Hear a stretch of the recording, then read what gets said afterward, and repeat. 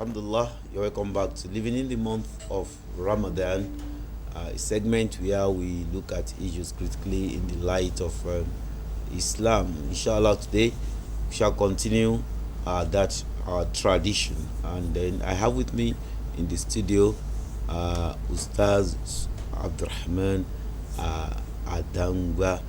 Assalamu alaikum warahmatullahi wabarakatuh. Wa alaikum salam wa rahmatullahi wa barakatuh. Ramadan Mubarak. Alhamdulillah, just like yesterday, I promise you that he will be coming onto the program again, and here he is, inshallah. May Allah reward him abundantly for that. I mean, and all of us. Alhamdulillah. And even the listeners who and the listeners, their time Alhamdulillah. To watch what are the actions going on here in the midnight. Alhamdulillah. Alhamdulillah. Today we'll be looking at the fear of Allah as a means of achieving righteousness. We said it that the theme of this year Ramadan is towards achieving righteousness. So we want to look at the fear of Allah as a means of that. Ustaz, everybody talks about fear of Allah, taqwa Allah. I remember in those days of MSF, people say, brother taqullah, brother taqullah. That would be the first Arabic language a beginner will understand. So what is the fear of Allah? الحمد لله الذي هدانا لهذا وما كنا لنهتدي لولا أن هدانا الله أشهد أن لا إله إلا الله وحده لا شريك له وأشهد أن سيدنا محمدا المبعوث رحمة للعالمين وصلى الله عليه وعلى آله وأصحابه أهل التقى والهدى والبيان.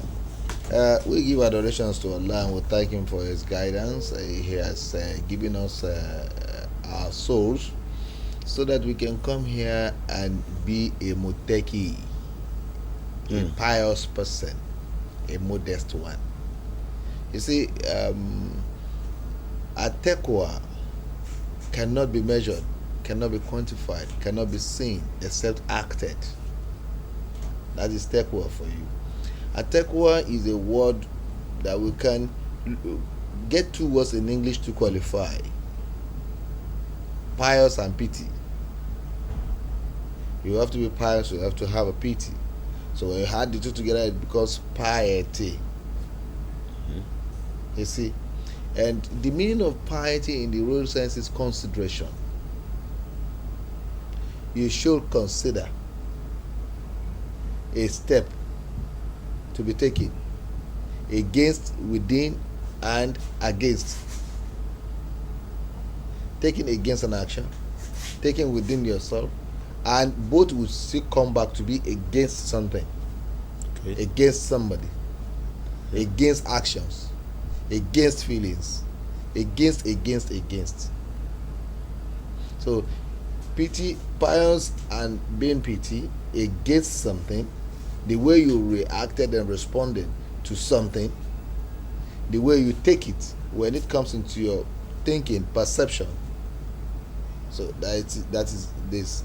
So and this consideration we're talking about when it comes into humanity, which is why we're saying pious, why we're saying taqwa. The consideration has to be regulated, and that is the only sense of why Allah says a taqwa. The Quran says a taqwa. The constitution has to be regulated. So if the regulation is why the Quran came. The regulation is if you do not destroy, you progress. That is the regulation.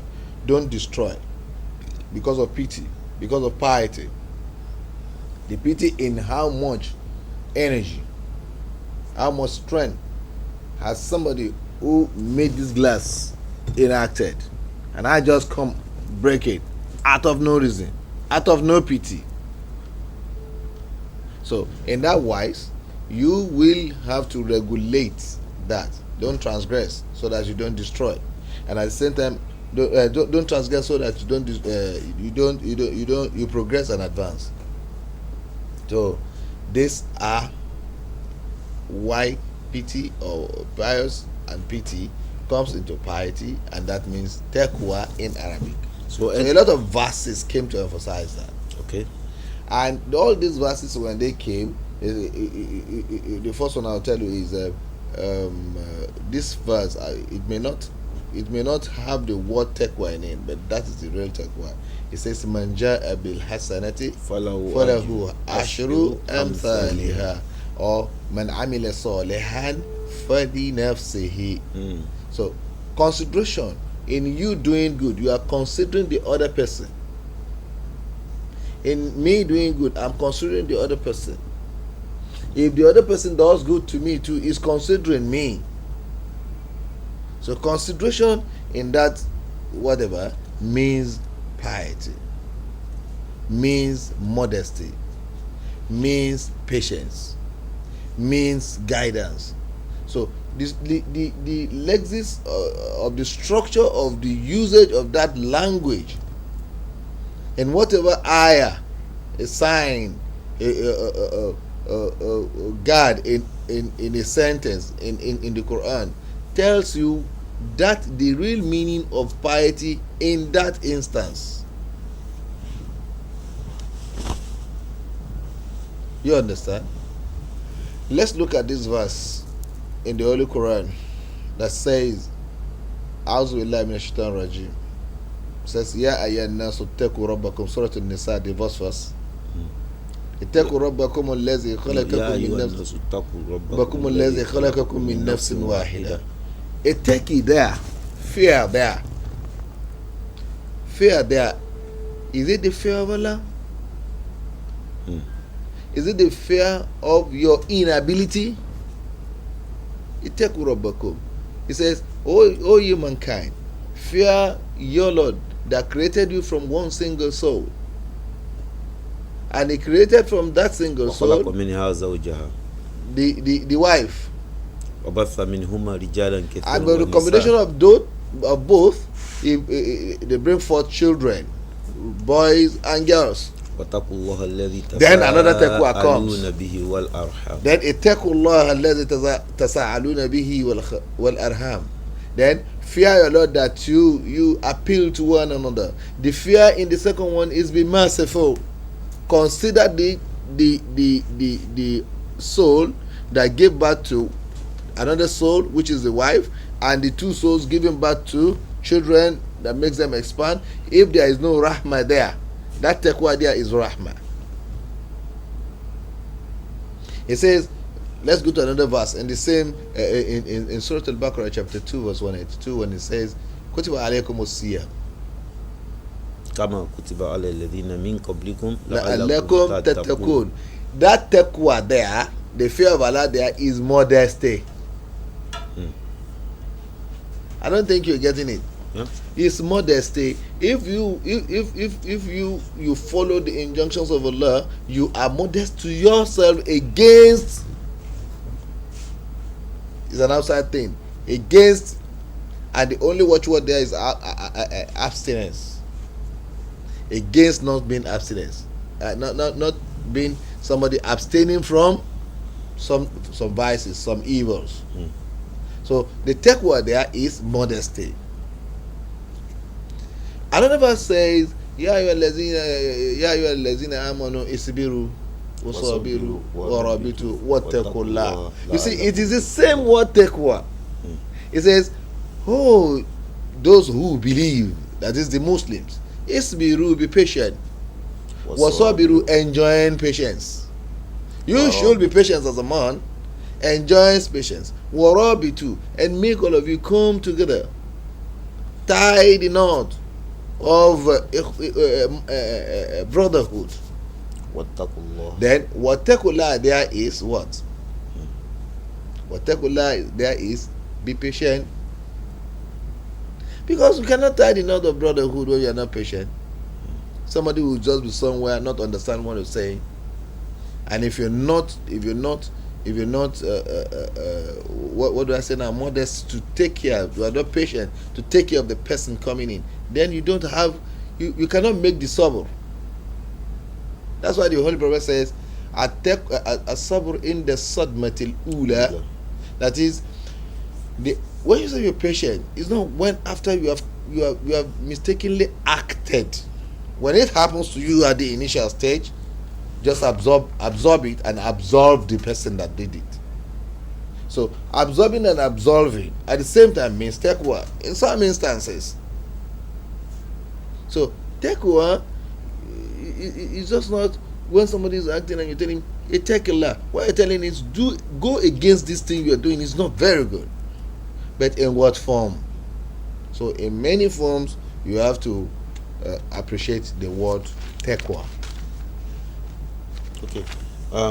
Looking at taqwa from that broader, from that general and very broad outlook, specifically, if, like you said, you cannot see it on anybody's face that this person is. The Prophet has said this, that taqwa, that is the act of being modest, being merciful, being sincere, being patient, being whatever you want to be in those attitudes that makes humanity live together in harmony, or the attitude lives in the heart. That's what the Prophet is trying to tell you. So as I said earlier yesterday, that you see, it is not for God that you don't do zina.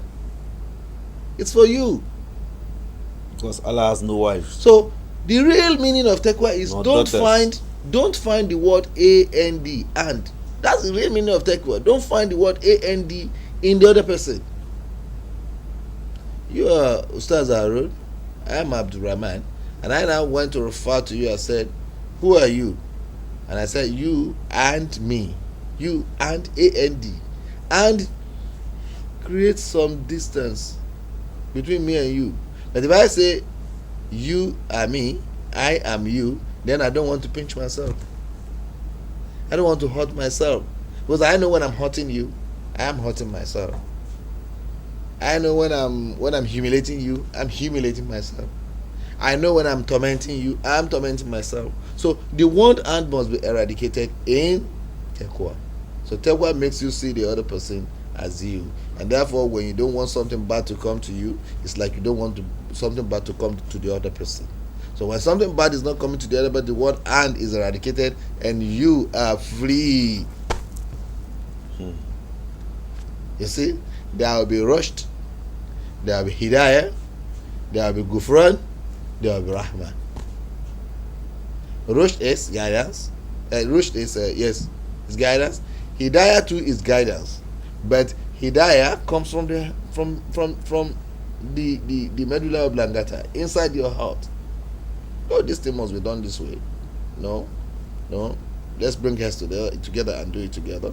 And it's like, okay, let me give you a model of taqwa. A country feeding athletes in 4 by 100 relay race. You understand? 4 by 100.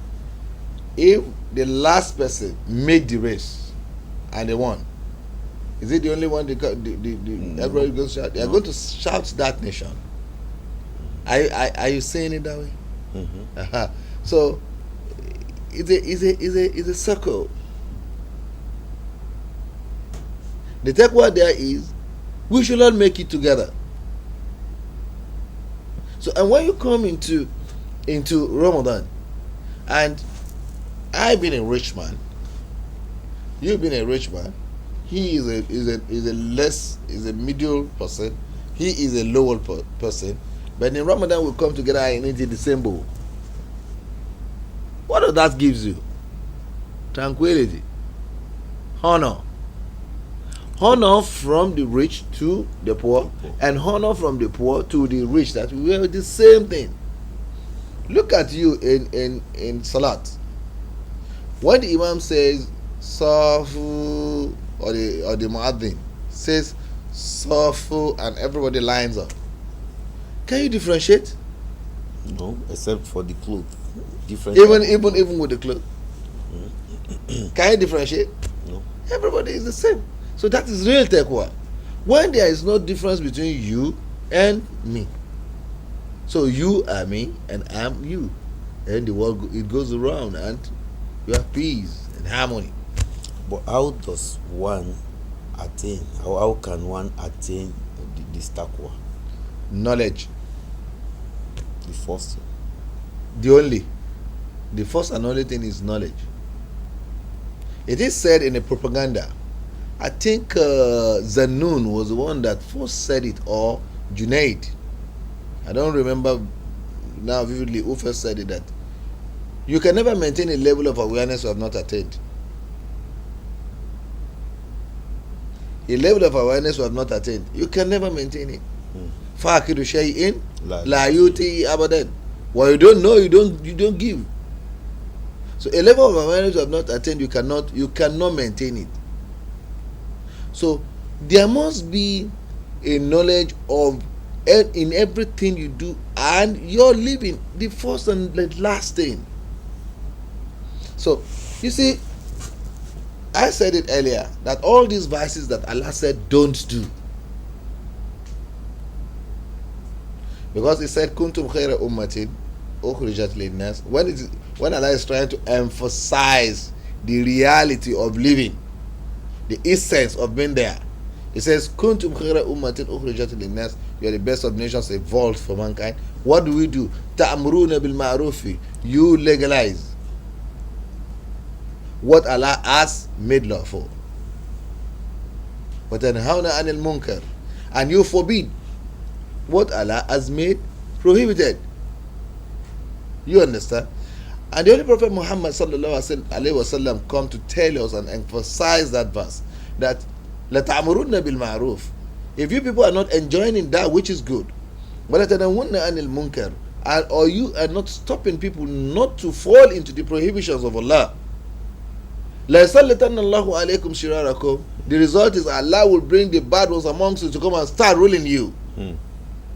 Fayadu Allah khiyarakum, the best of you will supplicate to Allah, fala yustajaba lahum, He will not answer. So what exactly Allah is, the Prophet is emphasizing here in that verse, is that all the verses that Allah said you should not do is for you. When you do it, you get the reward. If it is positive, then. If it is negative, then.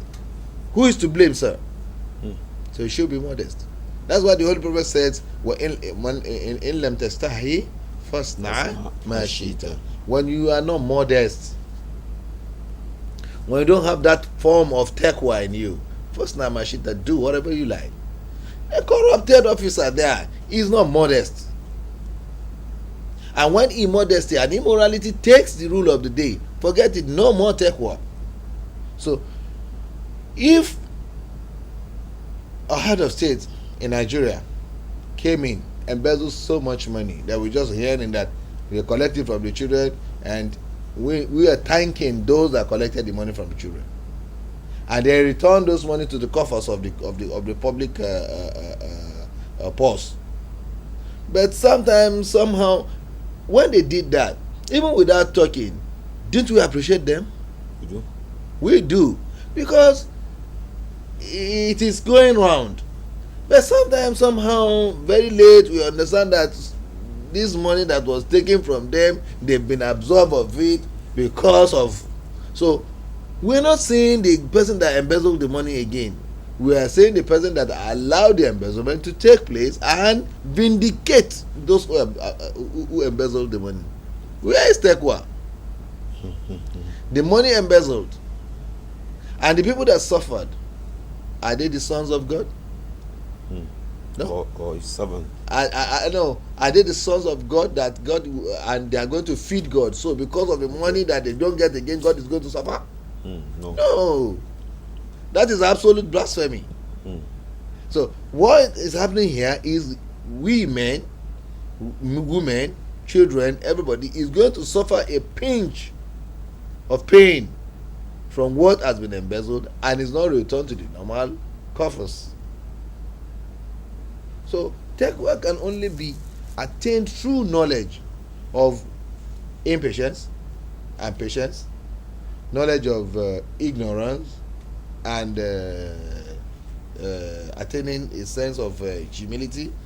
Then knowledge is knowledge of opposites must be known. So the moment you know that, no, I must not do this. So somebody that does this is not a muteki. So it's knowledge. And that's why we have the ulama. So the knowledge of political divinity. When I say political divinity, God knows humans. He created them. He gave them regulations. That is a constitution to manage their existence. But we say no. We want to do our own constitution. Allah says, if you catch a thief and you confirm that he stole, and there is no cogent reason for stealing, because when they say somebody steal, you just don't cut their hand. There are cogent reasons for stealing. Then if you had not killed, if you had not done anything, cut his hand. We say no, we're not going to go. That is too harsh. How can we cut hands? That Sharia, that Islamic whatever is barbaric. Okay, let's leave it. But when they catch thieves, and the rule then, before it is being changed and re-amended, was when you catch a thief and it is a farm, put the thief to the firing squad. Which one is more barbaric? Is it cutting the hand that will make everyone know that this one is a thief and everybody will be modest and don't steal, or killing them? After I'm dead, I'm gone, Jare. There is no humility in the society, and nobody will know whether and whether. So tell me, which one is more barbaric? In today, judgment are being taken into the hands of those that does it. You take judgment by yourself and do it. They debunk anything that you want. It is even better here. It's not better in the West. You catch somebody with your wife, you take him to judgment. If they are still spinsters, you flog them. If they are adults, you stop that action, that bad action, with making someone an example. Stone them to death. We say no. So now if in the West they catch somebody with their wife, they take out the gun, they shoot the person. Which is more barbaric? I don't think you're getting it. No, I'm with you. Which is more barbaric? If it is not in the West, if it is here, we take Magum. We put it. The lady cross it. The traditional charm. We put it. The lady cross it, and she's dead. She is dead. The man is dead. Which is more barbaric? Or in a situation where you make people see it is bad and they don't go there again, then where is the taqwa? So the moment we say, okay, we are not going to go through the taqwa that Allah is saying, then definitely we are ruining our society. So taqwa is the state of being modest, and the way to acquire it is knowledge. Okay, if you just join us, this is living in the month of Ramadan, a segment of Ramadan Diet, and then we've been looking at taqwa, that is fear of Allah as a means of attaining righteousness. And my guest is still Ustaz Abdurrahman Sulaiman Adangba, the National Missioner of Fatih Qarib. We'll still open the line for your participation, but before then, I still want us to look at one issue before we allow our viewers at home to come into that. Now, from all the explanation we've given, it shows quite sure that taqwa is definitely the art of righteousness. But can we make it a synonyms? Can we say taqwa means righteousness, or righteousness means taqwa? Or can we separate the two? Is there a line that can divide between taqwa, the fear of Allah, and the act of righteousness? They are the same thing. Okay, what is righteousness? Okay. Opposite of wrongliness. Isn't it? What has taqwa come to tell you? Do that which is right, and do away from that which is wrong. So absolutely there is no other meaning. And when you go into righteousness, as the word implies, it's not just righting what is wrong, but some attributes, some actions, some behaviors. So when they go to a company and the company is not moving well, they say, okay, let's call somebody who's a trainer to come and tell us about attitudinal change. So what is attitudinal change? Correcting what is wrong. So therefore, taqwa is righteousness. The beginning and the end. So it is there, and therein you find everything that gives you the consideration of achieving your goals by considering the other person. You want to achieve your goal, but you must consider the other person, that person must not cry. It must be fair to everybody. Then the result, what does it come to? What does it come with? And how is this result being something that we can share? So real righteousness is the fear of Allah. And you find people saying the fear of Allah is the beginning of wisdom. So that's exactly the thing. Okay, now we want to open the line for your question and then comment. The number to call is 08064784095. 08064784095. And remember to mention your name and where you are calling from, and you should turn down the volume of your TV set, or you move away from it, so that the audio coming from both ends, the TV and the mobile phone, will not be interfering each other. So, and we'll be able to hear you loud and clear. Okay, now alhamdulillah, we've looked at piety, we've looked at the synonyms of what, which is righteousness, and then we know that Islam encourages us to be righteous in our deeds, and we should eschew evil. But which of the two do you think is easier for a Muslim to attain, coupled with the environment we found ourselves today? Some people say it is easier for them to do evil than to do righteousness. Hello. Assalamu alaikum. Wa alaikum salam wa rahmatullahi wa barakatuh. I'm Muhammad Nasser calling from Lekki. Muhammad Nasir calling from Lekki. The question I want to ask is talking about knowledge. Most of it, people on the even the government, they have knowledge, but still they do not have the taqwa of Almighty Allah. So what does that one mean?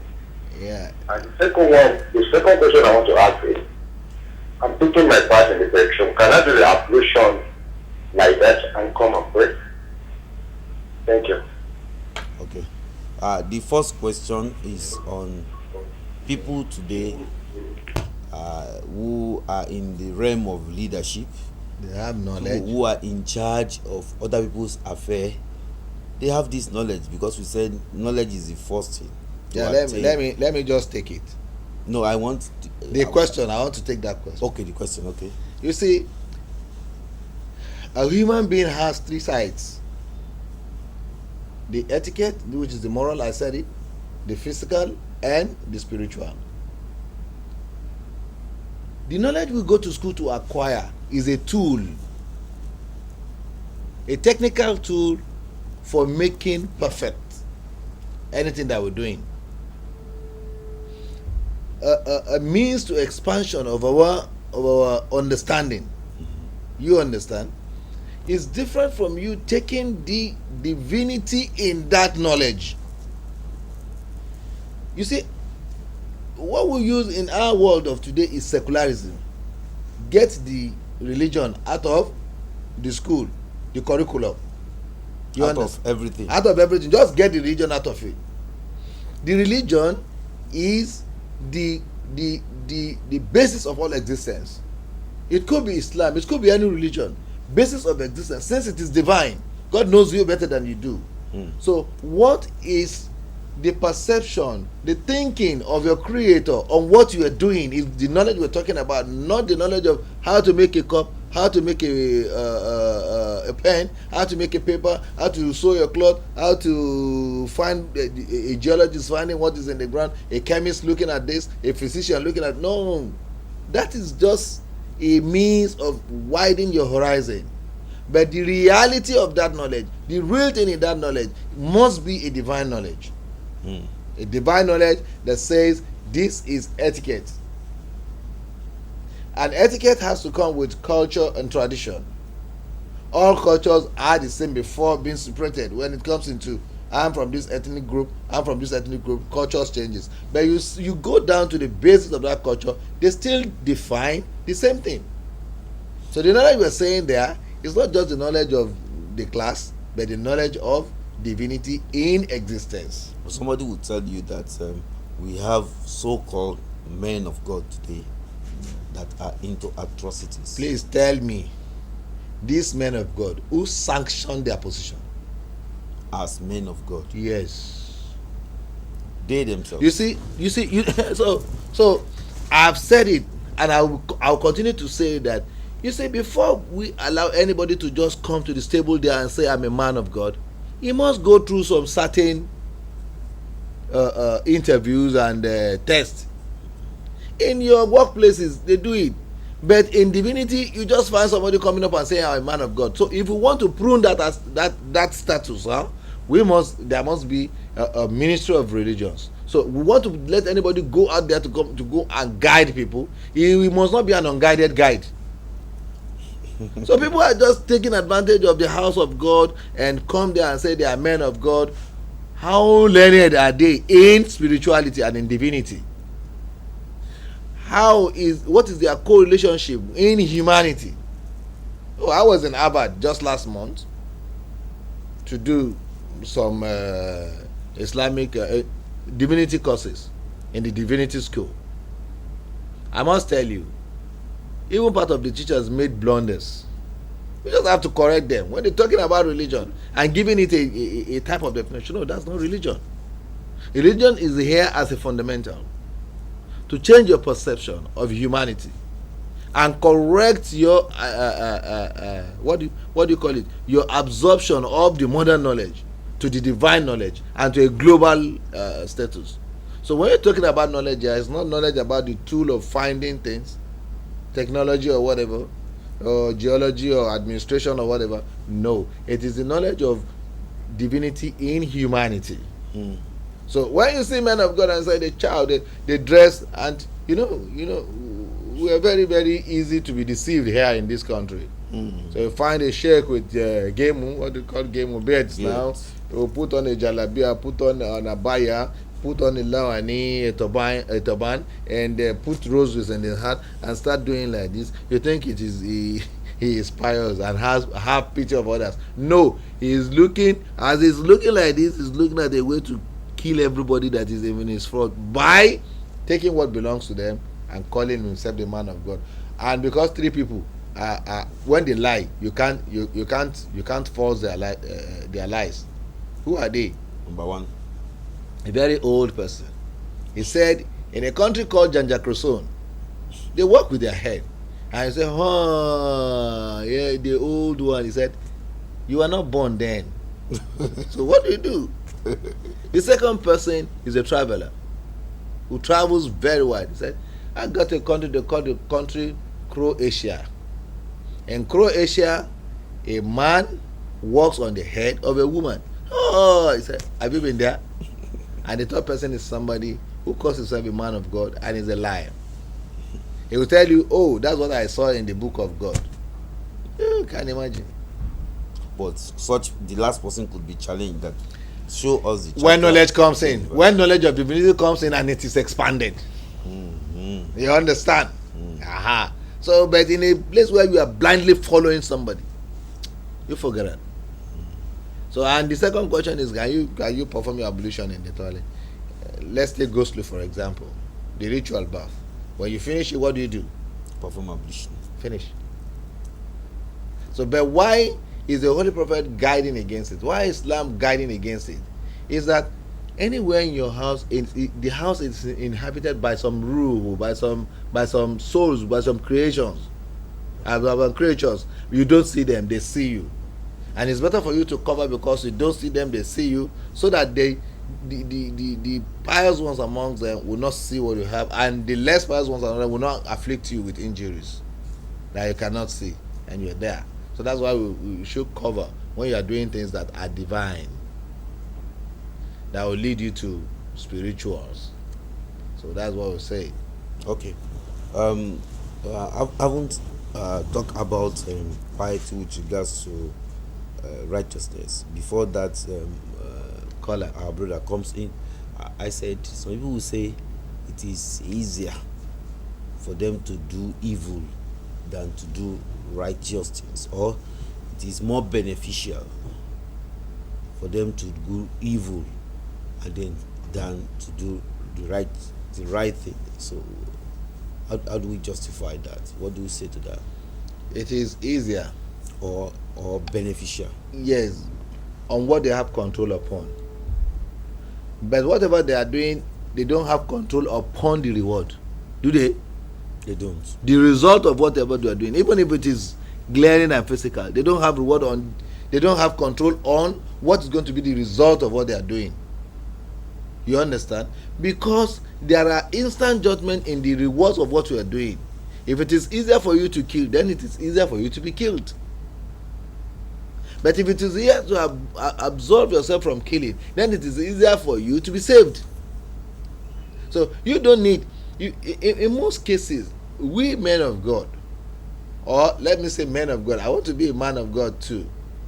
So we men of God, in most cases, we bring the references before the lesson. No. Let's teach with another way. We have a caller on the line. Hello. Hello. Wa alaikum salam wa rahmatullahi wa barakatuh. Okay, it's Muhammad Nasser calling back. You're welcome again. Okay. The question I want to ask myself is, last week Friday, I attended the Juma service, and the Imam was saying, it's pregnant woman, and the woman that is given babies in the month of Ramadan. If they don't have the time to fast, they don't have the power to fast, they won't enjoy the fasting after the Ramadan. Is it true? If the pregnant woman does not have the power to fast, then so what is the final answer from the Imam? Hello? Hello, please. You have to repeat the That end of that question. Okay, question. what I'm Go trying ahead. to say is that a pregnant woman or a woman that is given breastfeed, they don't have the power to fast Okay. in the month of Ramadan. Are they going to return it back after the Ramadan or not? Okay. Thank you. A pregnant woman or nursing mother in Ramadan, what is the judgment? They are not. It's not a free gift. They have to repay. You see, if I get him right, a pregnant woman cannot fast in Ramadan because of the photos. But after Ramadan, she will still be weaning the child, breastfeeding the child, which means before the Ramadan and the next Ramadan, she cannot still fast. But you have 350 days in the lunar calendar. 55 days, sorry. 355 days in the lunar calendar. I don't want to go into days now when it is lunar or solar or whatever. In the lunar calendar, you have 355 days. You only take how many days 30 days or 29 for fasting? Then how many days for your pregnancy? days. I think I know the month. But days. the month, 9 you just calculate 9 by 30. Okay. So 9 by 3 is 270 days out of 355. Yeah. That is for 1 year. Within the same 1 year, 270 days. Okay, let's assume she spent all that. So the other 355 days plus minus 355 minus 270. That is 30 plus 55. That's 85 days. Okay. Join it with 355 days. It gives you almost 400 and something days. Yeah. Take the fast 1 day when you're whining, you're breastfeeding. 1 day, give 5 days, take another 1 day. You finish the 30 before the whole thing. If you are modest, that is if you have the piety in you. You understand? So anybody, either the pregnant woman or the breastfeeding woman, must repay the fast that they lose while being in that state. even the sick, if it is not a sickness that is continuous, that he must be taking drugs intermittently, he cannot say he's going to feed. When you are okay, you repay the days you lost. So it's not free.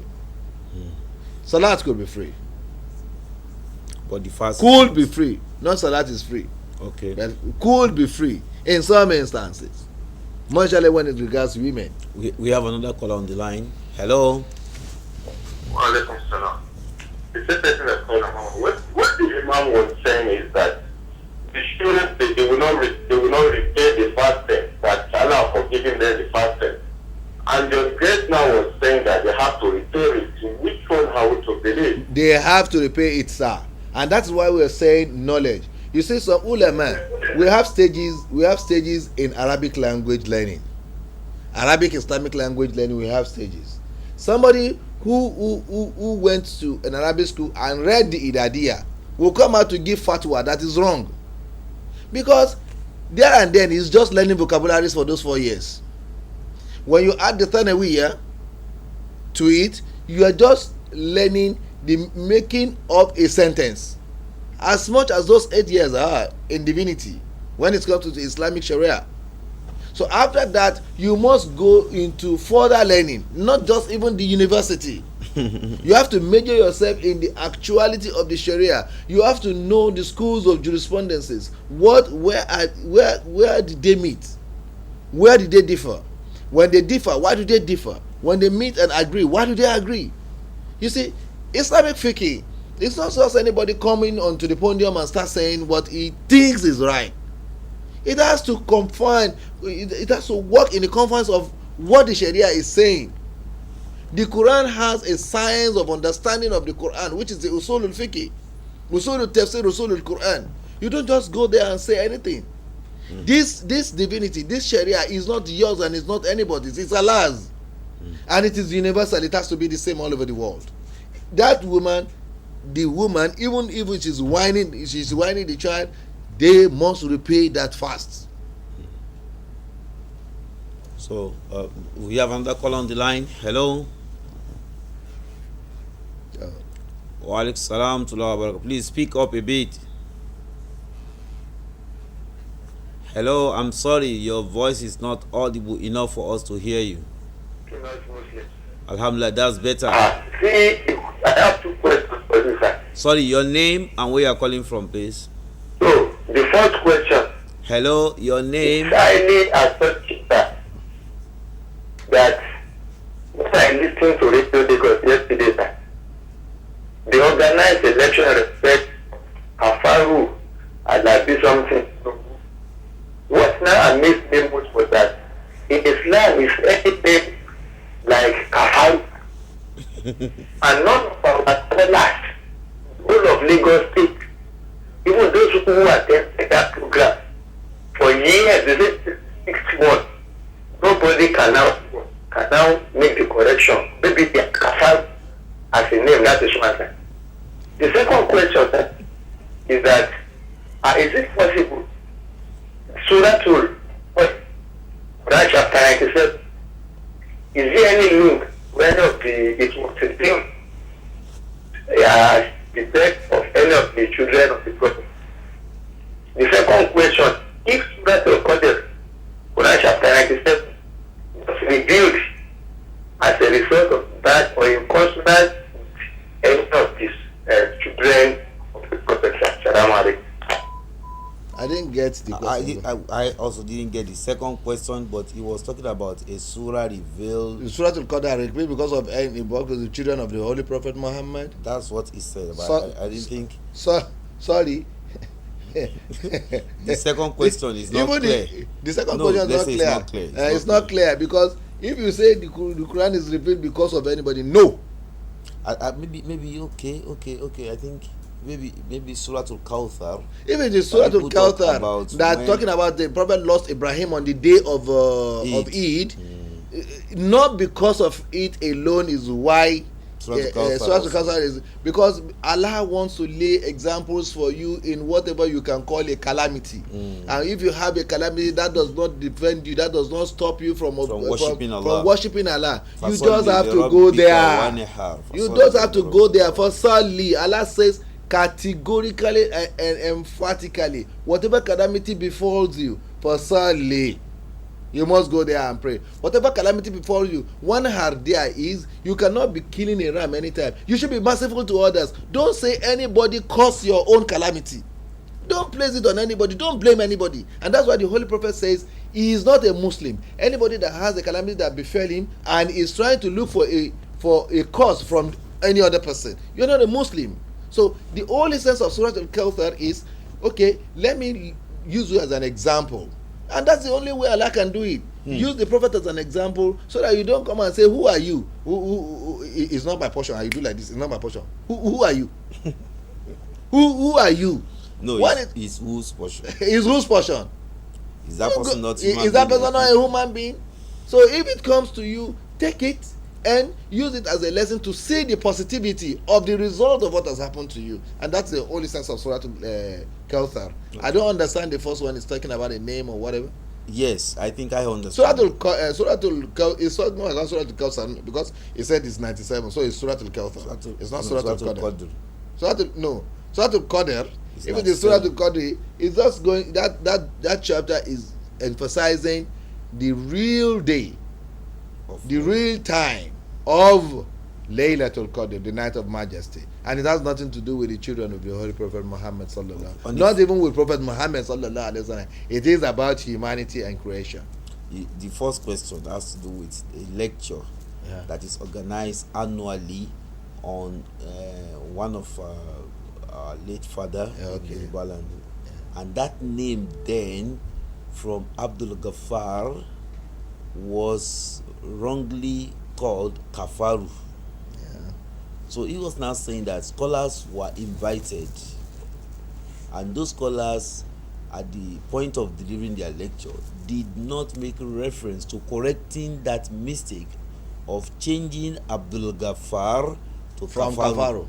Okay, you see, bastardization comes with habitation. In geography, the divinity in geography is that human beings are going to act according to the water that flows on the soil. I don't know if you're getting it. Okay. The water that flows on the soil changes the tongue. You go into a country, you want to understand their language, don't drink from the tap water, drink from the well water. Your tongue will twist to how they speak their language and you'll be able to speak it fluently. There and then, when Islam first came in, it was just, let us just pass it, and they take it. And you see, the idiosyncrasies of our people is that when you want to change a name that is known to everybody, they ask you, what is your problem? Kafaru or no? They don't even want to hear it. I know very well that people will have spoken to them about this thing, but they will tell you if they change it from Kafaru or whatever to Ghaffar, Abdul Ghaffar, people will not understand who they are doing it for. Leave the Kafaru there. You see, Kafaru, they don't even know the meaning. Kafaru is somebody who has committed an act of disbelief in Allah, and which is very wrong. But they must have somebody in house to really explain to them why the meaning has to change. Abdul Ghaffar, which is the oft forgiving, the servant of the oft forgiving God, must be changed to. So Kafaru is somebody that perpetrated an act of disbelief. So in that wise, you have really noted it well, but we'll pass it on to those that are concerned, and I think we are saying it, we are passing it on too, and they will try to change it. And if you have your name, you don't know the meaning too, it implies that you go and ask a learned person, a learned scholar, what is the real meaning of this name? How do I call it? Because the Prophet sallallahu alaihi wasallam, it even happens in the Quran. He said, "Rubba qari al-Quran wal Quran yal'anu alayh." There are a lot of people that will be reciting the Quran, and the Quran will be calling for the wrath of Allah on them. How? Why? Because when you change an asset in Arabic language, it gives you another meaning. Rajilu and rajulu, rajulu. The inner one is Doma, Rajulu. That means a man. Rajilu means a running. So when you now put Rajilu in the place of Rajulu or Rajulu in the place of Rajilu, you have changed the entire meaning of the whole verse. And you are committing a crime. So Islam is a knowledge that you have to learn. People say it is too hard. Is it easier for you to learn English and what you graduated upon in the university? No matter how small, you will spend 19 years to get that. And you can only spend 4 months to get out of Arabic and the Quran. So which one is easier? But you don't want to commit your time. That's just exactly. Okay, I think those concerned will be listening to this program or somebody very close to them. So, and not only that, just like our scholars have said, we have some other names, some other things we need to learn how to pronounce correctly. And that is why I said knowledge of Arabic. And that's why I said knowledge in the first instance for you to be a muteki, somebody who is pious. So you were asking a question before the call came in. Yes. That why is some it people easy? said it is easier for them to commit evil, or it is beneficial depending considering their environment. So that is what I've been telling you. Yeah. You see, most of we scholars, we bring in the reference before the lesson. It's undone. Allah. We must change that type of attitude. Let's bring them the ideology of understanding. Let them see from what is with them. Allah says, the verse is Surah Al-Hajj. Surah Al-Hajj. And مثلا للذين آمنوا. Okay, let me take off. Let me give you an example of that. When Allah is talking about a good woman and the bad woman, see the way he brought it. Before he now says, this is why I said it. So we should change that ideology when we go to deliver lectures or sermons or whatever. What we need to do first is bring them to understanding of what they have. At the end of the day, just give them a point of reference. You may not know. They will go back and see that reference and reread it. And let me tell you, perception is understanding. The tools they have in their body will make them understand more than what you have said, although not below what you said. Even if they don't have any tool, some people will take half of what you have, the whole thing you have said, and take it and absorb it just like that. So a learned scholar must be very, very careful of what you say to people, because they understand more than you do. The Prophet Muhammad sallallahu alaihi wasallam says, "Rubba hamilin fiqhin ila man huwa afqaha minhu." When they want to compile the Holy Quran, and the Prophet was saying some things, so they were compiling the Holy Quran and writing the sayings of the Prophet. The Prophet warned them that don't la taktubu anni shay'an, don't write anything about me, because you may write now and you will say you understand. You take it to other people, their perception is not the same as their own. They don't understand and they mix it up. So they have to stop the writing of the Holy Quran during the age of the Holy Prophet till 100 years after the Holy Prophet, when the Quran has completely been compiled. So the sayings of the Holy Prophet, the Sunnah of the Holy Prophet, was compiled 100 years after his demise. So the Quran was written during the time of the Holy Quran and it never changed. People were dealing with the Quran till then. Although they share amongst themselves what the practice of the Holy Prophet was, before they now jot it down for generations coming behind, but you don't have to mix it up. People's perception are different, and perception is understanding. So when you don't know, ask, because the Quran has ordered us that fas'alu ala dhikr in kuntum la ta'lamun. Ask people of knowledge what you don't know. When you ask it, you'll be guided. But be careful.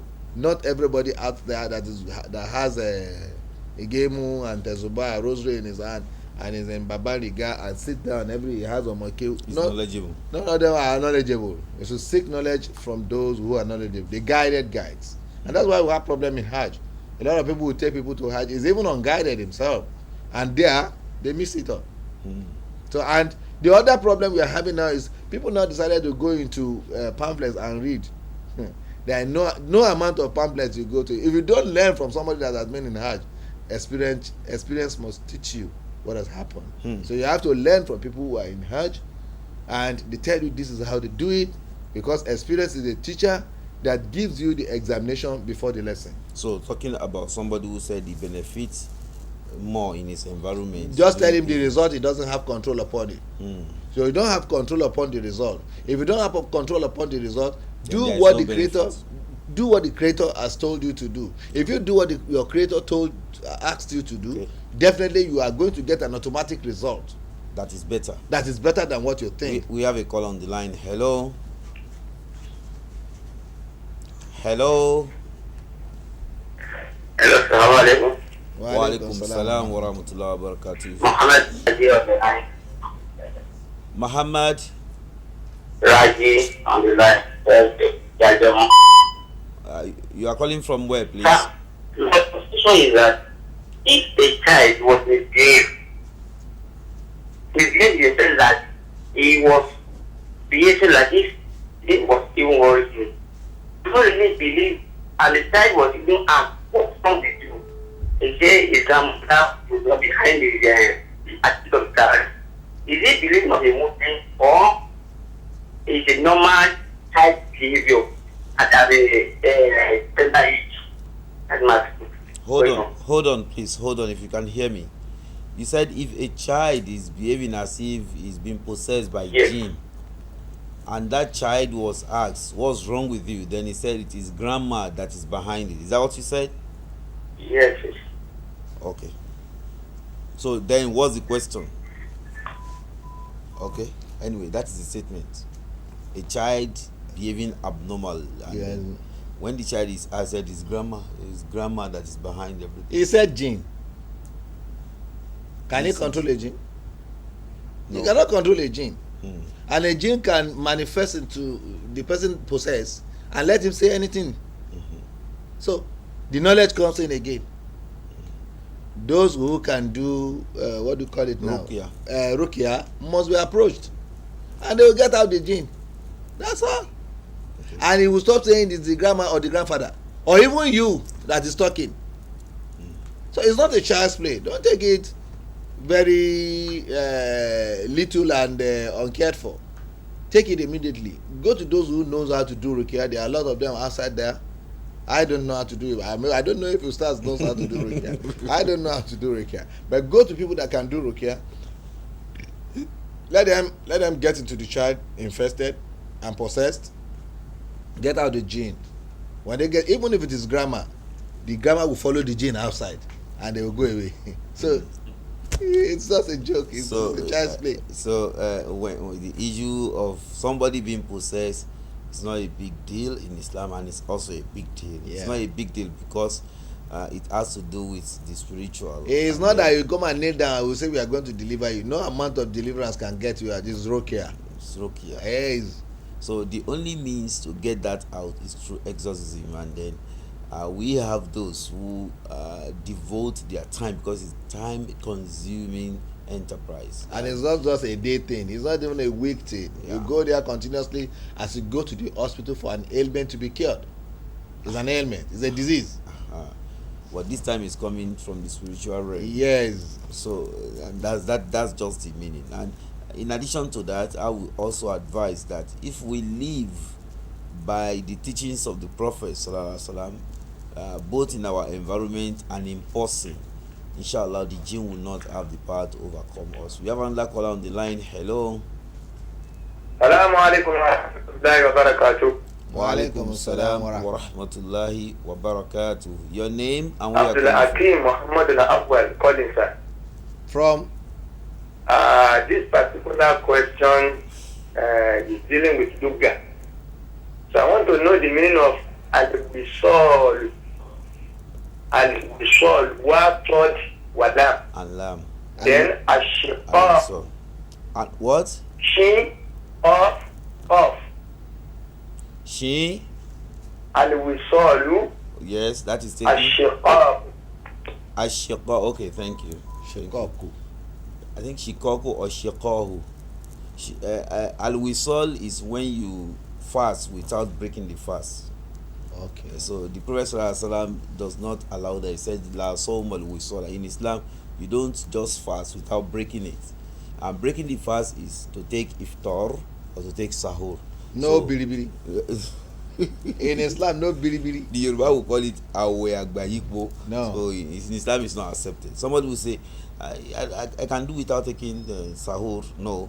even if it's just taking water, one piece of date, that would and be taking okay water. for you, or date, something that is very Fi light. the Prophet said, "Fi sahur baraka." Baraka. And then when you take sahur, you are are blessed.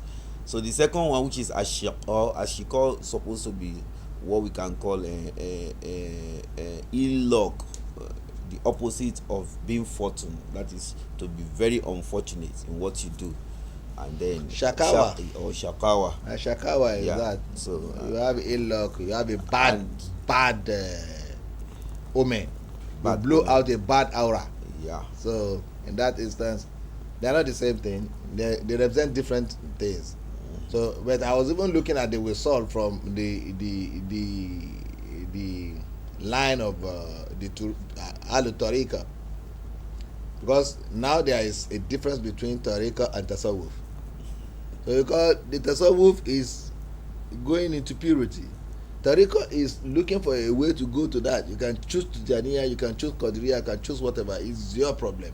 All we need is what? It's software, cleanliness of the heart, purity of your actions, and thinking that you are going to face Allah in accountability. So we saw there is what I've been thinking about. Since we have said it now, we are talking about Ramadan, and it must be we saw in Ramadan. Alhamdulillah, and Jazakumullah khairah for coming on to the program. Inshallah, this is where we draw the curtain on today's episode of Living in the Month of Ramadan. Until tomorrow, when you come your way again with another interesting topic and another guest, that will be